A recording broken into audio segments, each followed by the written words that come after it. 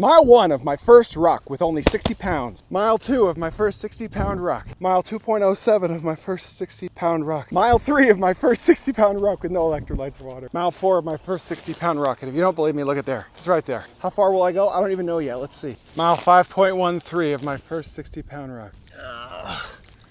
Mile 6 of my first 60-pound ruck. All right, we're at mile 7. My first 60-pound ruck, I'm doing 15.5-minute pace, but we have a problem. I just remembered my son has a football game in 33 minutes and I'm still miles from home, so I'm gonna have to pick up the pace. Let's see how this ends and where this ends.